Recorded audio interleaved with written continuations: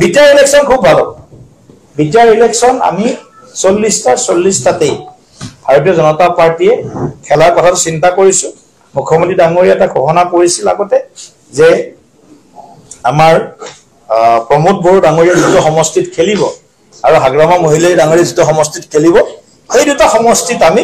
প্ৰাৰ্থিত্ব নিদিও মাননীয় মুখ্যমন্ত্ৰী ডাঙৰীয়া ঘোষণা কৰিছিল আৰু সেইটো ষ্টেণ্ড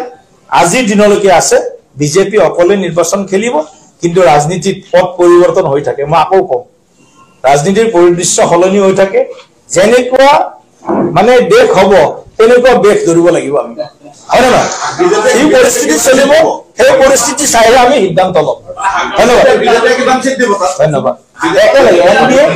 আমি এনডিএ হিচাপে ইলেকশ্যন খেলিম সময় এনেই অনৰ্থক অতিবাহিত কৰি লাভ নাই মই আগতে কৈছো আজিও কাম যে ৰাইজে আমি ঘোঁৰামাৰীটো আলোচনা কৰিছো সিদ্ধান্ত লৈছো তাৰপিছত আমি ৰঙিয়াটো যিটো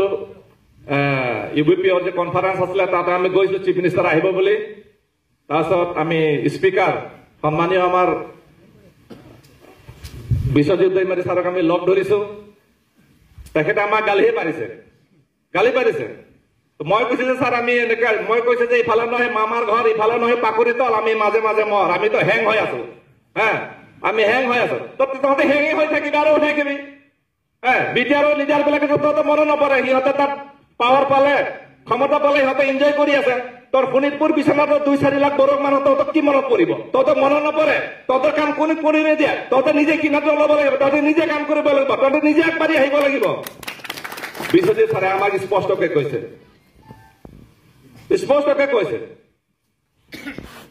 আমি হেং হৈয়ে থাকিবি আৰু থাকিবি তহঁতে কোনো মনত নপৰিব যেতিয়া আন্দোলন হৈছে যেতিয়া দৰকাৰ হৈছে তহঁতৰ ৰাইজক দৰকাৰ হৈছিলে তেতিয়াহে তহঁতক মানে আহিছিলে তেল মাৰিবলৈ কাৰণে কথা ক'বলৈ কাৰণে ডাঙৰ ইলেকশ্যন সপোন দেখুৱাইছিলে কিন্তু এতিয়া বিটিআৰৰ চিফ হ'ল প্ৰমোদ বড়ো ডাঙৰীয়া গোবিন্দ বসুমতাৰী সিহঁতে আমালৈ মনত নপৰে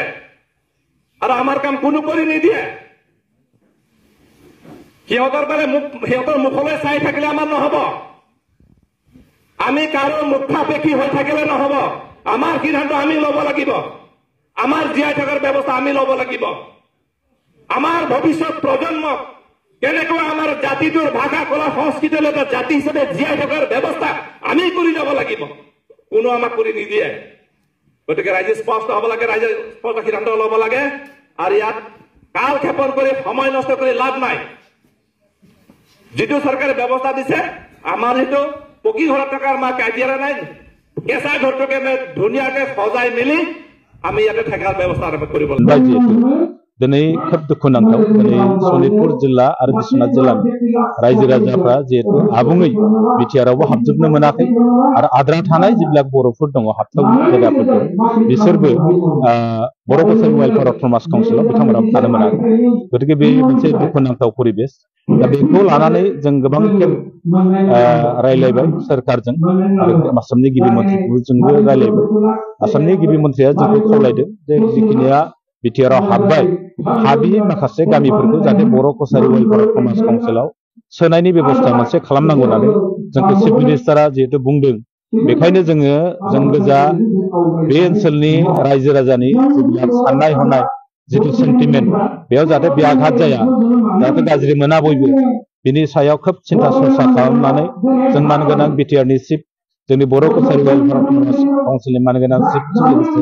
दुलाराय बर' फरायसा आफाद आरो जों खौसेथि बर' सुबुं आफाद जुथायै जोङो सावरायलायनायनि गेजेरजों मा पलिसिजों जोंनि बिटिआराव हानायमानि गामिखौ सोनानै हाबथावै माखासे आद्रा थानाय गामिखौ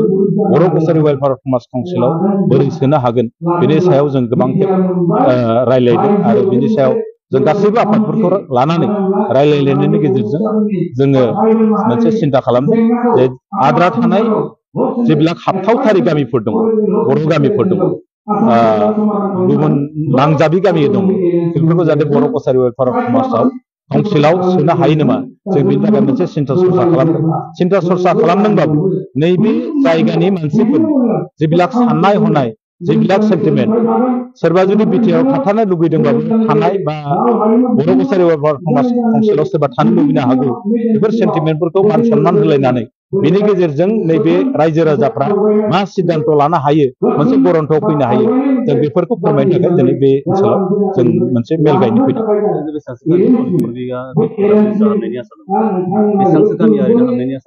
दासिमथ' सनितपुर बिश्वनाथ जिल्लायाव थानाय जेसेबां गामिफोर दङ जों दुलाराय बर' फरायसा आफादजों जयैनो जों खावलायबाय थादों बिटिआर आव सोजोबनांगौ खिन्थु मानगोनां आसामनि गिबि मन्थ्रिया बुंदों माखासे एरिया हाबा जेरै खोला लाइननि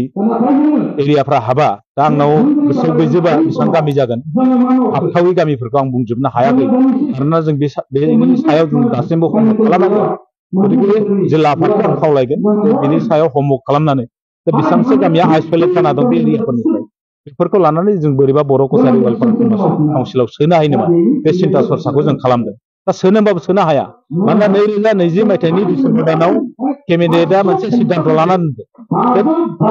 बिटिआरनि सिमाया सनितपुर आरो बिश्वनाथ जिल्लायाव बारायनायनि उनाव बिटिआरआव हाबजोबखांनायनि उनाव आद्रा थानाय गामिफोरखौसो बर' कसारि वेलफेयार समाज काउन्सिलाव सोनो हागोन होननानै आसामनि जिथु केबिनेटआ मोनसे सिद्धांत लाना दोननानै दं गतिके जों सोनो होनबाबो सोनो हाया गतिके सोनोब्ला केबिनेटआ मोनसे सिद्धांत लाफिननानैसो सोनो हागोन गतिके दा बेनि गेजेराव जोङो रायजो राजानि गेजेराव बिटिआरनि बायजोनि गोबां रायजोफोरा आसा खालामो बर' कसारि वेलफेयार समाज काउन्सिलनि जिथु थासारि दा बेयो जोङो जुथायै सागानगिरि आफादफ्रा जयै नारसिननायाव बिनि गामि थिसननायफ्रा जाजोबनाय लामायाव दङ माखासे जेंनाफोर दङ टिवा अट'नमास काउन्सिल आरो राभा अट'नमास काउन्सिलाव एसे जेंना नुजादों दा बेखौबो जोङो मोनसे खावलायदों राभा अट'नमास काउन्सिलजों काउन्सिल जोंनि बर' कसारि वेलफेयार समाज काउन्सिल आरो बिटिआर आरो राभा अट'नमास काउन्सिलजों रायलायलायनायनि गेजेरजों बिथांमोना बे गभर्नमेन्ट लेभेलाव मोनसे फिक्स सिद्धान्तआव फैनांगौ होनना जों खावलायदों आरो जों दुलाराय बर' फरायसा आफाद आरो जों खौसेथि बर' सुबुं आफाद आरो दुलाराय राभा फरायसा आफाद जुथाय जों रायलायलायनायनि गेजेरजों राभानि सिद्धान्त माबाफोरखौ मोनसे गरन्थआव फैनो थाखाय जों खावलायदों आरो जोंनि लुबैनाया बेनो जोंनि बर' हिसाबै जिहेतु जों बर' कसारि वेलफेयार समाज काउन्सिल मोनबाय जों जयै थाजोबनो मोननांगौ बाहाय जोंहा बेनो आरो टिवा अट'नमास काउन्सिलनि जेब्ला जेंना दङ बे जेंनाफोरखौबो जोङो गभर्नमेन्टजों आरो काउन्सिलजों आरो बेयाव थानाय आफादफोरजों सावरायलायनायनि गेजेरजों सुस्रांनानै थाबैनो नैबे गामिफोरखौ थिसनजोबनानै बियाब दानानै बिनि बिसायख'थिखौ जिहेतु गभर्नमेन्टआ सेप्तेम्बर दाननि गेजेराव फाथिना होनो होनदों बे सेप्तेम्बर दानाव फाथिना होगोन होननानै जोंहा मोनसे आसा दं